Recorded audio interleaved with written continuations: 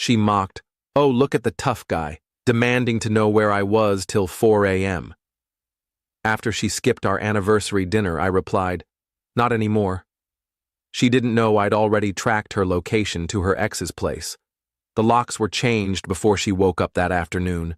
I'm 31, male, and was with Lily, 29, for 4 years, engaged for 6 months. Our anniversary was last Tuesday, not just our dating anniversary, but the day we got engaged. A big deal for us, or so I thought. I booked a table at the Italian restaurant where I'd proposed. Same spot, same vibe. Pulled strings with the manager, a college buddy, to make it happen. Told Lily 3 weeks in advance. Added it to both our calendars. Even got her a necklace she'd been eyeing as an early anniversary gift. That morning, she kissed me goodbye. "See you at 7:30, love. Can't wait to wear the necklace." Perfect. I had a diamond pendant she'd hinted at in my coat pocket, planning to surprise her at dinner. Skipped lunch to leave work early, got a trim, bought roses, texted her at 5 o'clock. "Heading out now. Love you." She replied, "Love you too. Getting ready." Arrived at the restaurant at 7:20. They had Prosecco chilled, her favorite lilies on the table. The waiter, Marco, remembered us from the proposal. Everything was set. 7:30 passed, 7:45, 8 o'clock. Texted, "Hey, running late?" Read receipt on. No response. Called at 8:15, declined after 2 rings. That's when I knew something was wrong. If she was driving, it'd ring out. If she was in trouble, she wouldn't decline. She chose to reject my call. Marco checked in. "Hold the table, sir?"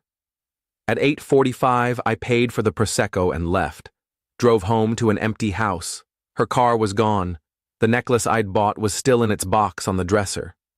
Here's the thing about Lily. She's glued to her tablet. Uses it for everything. Graphic design, shopping, social media. And she'd left it on the counter that morning. It pinged with a notification. A message from Mark Evans. Except she'd quit that yoga studio 8 months ago when we got engaged, saying she wanted to focus on wedding plans. I shouldn't have checked, but I did. The messages went back 2 months. Started harmless. "Hey, long time." Then escalated to "miss our chats" and "remember that rooftop night?" Tuesday's thread. Mark. "Still good for tonight?" Lily. "Yes, so excited. Haven't seen your new place. I'll make it worth it. I'll say I'm at Claire's. Anniversary dinner's next week anyway." She'd intentionally mixed up the date, telling him our anniversary was next week. Latest message sent at 8:47 p.m. "Almost there, babe. Traffic's wild. Start without me." I stared at that tablet for maybe 10 minutes.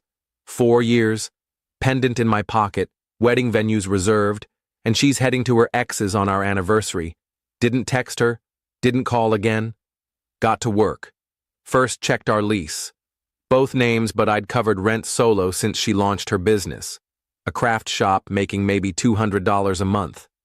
The landlord liked me, had said if we split, he'd keep me as tenant.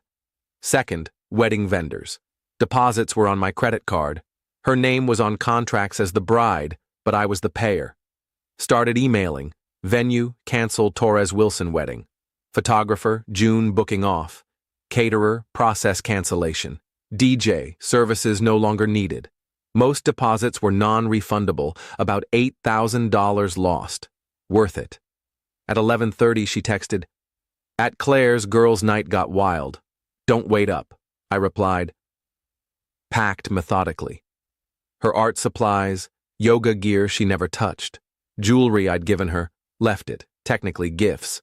Her grandmother's vase collection, inherited, carefully wrapped. I'm not heartless. At 4:15 a.m., her car pulled into the driveway. She crept in, shoes in hand, dress rumpled, hair disheveled. Froze when she saw me on the sofa, boxes around me. "What's this?" "Packing your stuff." "At 4 a.m.? Are you crazy?" Interesting time to get back from Claire's. She played it cool. We lost track of time. You know girls' nights. "With Mark?" Her face went white. "What?" I held up her tablet. "Forgot this? He thinks our anniversary's next week. She cycled through emotions fast. Denial. It's not what you think. Anger. You snooped in my messages? Bargaining. We just talked. Nothing happened. Then the taunt. Oh, wow, tough guy wants to know where I was till 4 a.m. Controlling much? Not anymore. Handed her a folder. Copies of all cancellation confirmations. Venue, photographer, caterer, everything. She flipped through, hands trembling. You canceled our wedding? What wedding? Can't marry someone you're cheating on. I wasn't cheating. God, you're so paranoid. Your ex-fiancé, from the yoga studio, whose new place you couldn't wait to see, on our anniversary. It's not our anniversary, that's next week. Pulled out my phone, showed last year's photos, same date. Her own Instagram. 1 year engaged to my forever. She sank to the floor. Oh my God. Yeah, but you told Mark it was next week. Easier to lie to him than me? Update 1. The entitlement exploded once the shock faded. After realizing she'd forgotten our actual anniversary, Lily tried to turn it around. This is on you. You should have reminded me. I did, 3 weeks ago. Added it to your calendar. Got you a necklace. Well, I was overwhelmed. Wedding planning's exhausting. What planning? You've done nothing but browse Pinterest for 6 months. She crashed at her sister Ava's that first night. Ava called me the next morning. What did you do to her? She's a mess. I didn't do anything. She spent our anniversary with her ex. She said it was a date mix-up. She told him our anniversary was next week to sneak off on the real date. Silence, then, oh, yeah. Wednesday, Lily came by while I was at work. I'd taken the day off, parked down the street, watched her load her car, then followed discreetly. She didn't go to Ava's, went straight to Mark's condo complex. Interesting. Thursday, the entitlement ramped up. She called from Ava's phone. I'd blocked hers. We need to talk about the wedding deposits. What about them? I want half back. Half of non-refundable deposits? You canceled without asking me. I deserve compensation. You were at your ex's. For the last time, nothing happened. Then why lie about Claire's? Because I knew you'd flip out like you're doing now. Her circular logic was stunning. Cheats, lies about it, blames me for reacting to the lie. No compensation. I paid all deposits, my name on the receipts. That's financial abuse. That's consequences. She hung up. 20 minutes later, a PayPal request for $4,000. My half of wedding deposits you stole. Declined.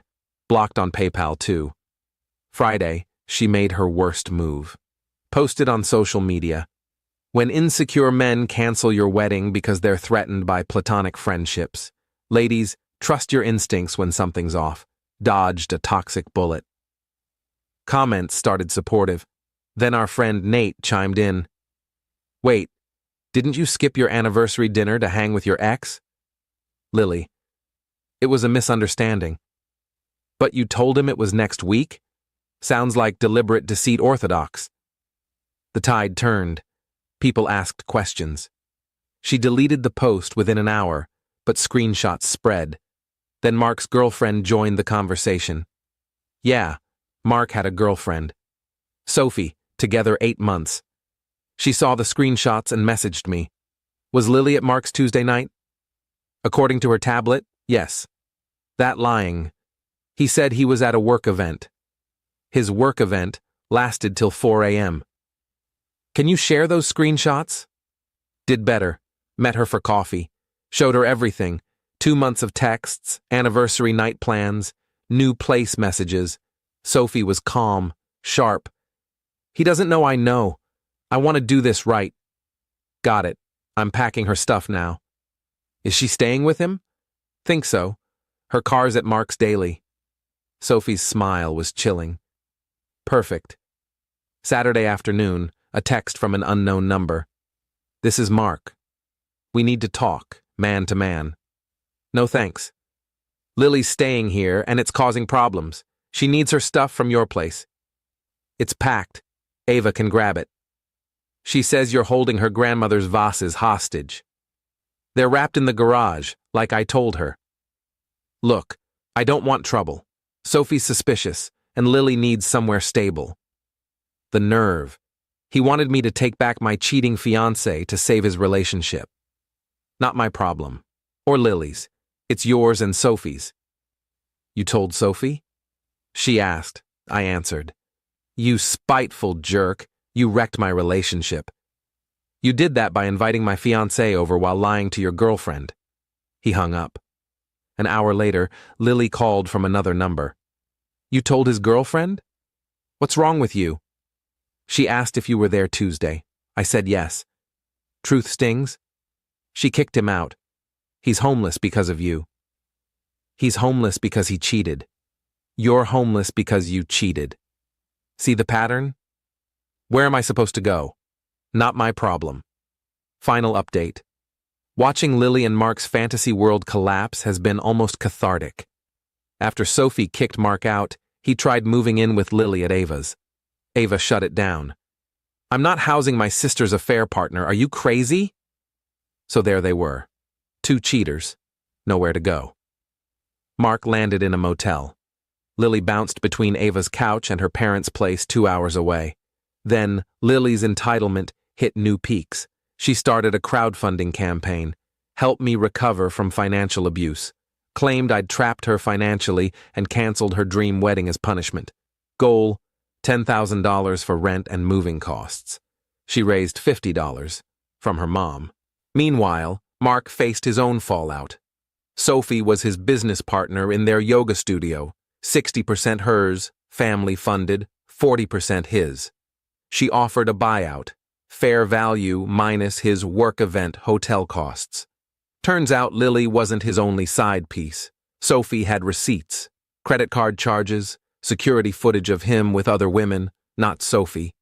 Mark's fitness world reputation tanked, lost his Instagram verification. Supplement sponsors dropped him, from yoga influencer to unemployed in 2 weeks. Lily tried to stand by him, posting about rising from ashes together. Then she learned about the other women, called me sobbing from her mom's phone. Did you know? Know what? That there were others, that I wasn't special. I knew he was a cheater. Details are his problem. How many? Ask Sophie. She's got spreadsheets. Spreadsheets? Color-coded. She's thorough. Her broken wail almost made me feel sorry. Almost. I ruined everything for nothing. The wedding, the apartment, United States, for someone with 3 other girlfriends. 4, including Sophie. She hung up. Last week I ran into Ava at the supermarket. Awkward but polite. How's Lily? At our parents', working at Dad's lumber yard. Deleted her social media after, Mark? Moved to his mom's out of state. Sophie bought him out cheap. Good for Sophie. Yeah, she's thriving. Studio's up 40%. We parted ways. That night, a text from Lily's old number. She must have reactivated it. You'll probably delete this, but I need to say it. I threw away 4 years for 2 months of attention from someone who didn't even know my full name. You deserved better. Ava told me about the pendant. I'm sorry. Not asking forgiveness. Just needed you to know. I didn't reply. Nothing to say. The pendant?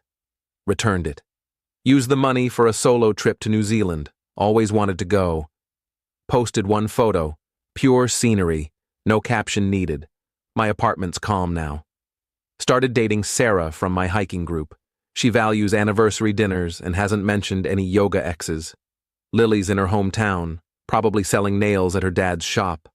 Mark's teaching aerobics at a community center somewhere, per fitness gossip. They both played games. She wanted the thrill of an ex while keeping a fiancé's security. He wanted to collect women like trophies. Now they're both alone, starting over. I learned something crucial. When someone shows their true self, like skipping your anniversary for their ex, believe them the first time. The locks didn't just change that night, everything did. And honestly, best $8,000 I ever spent. Small price to dodge that bullet. Not anymore, Lily. Not anymore.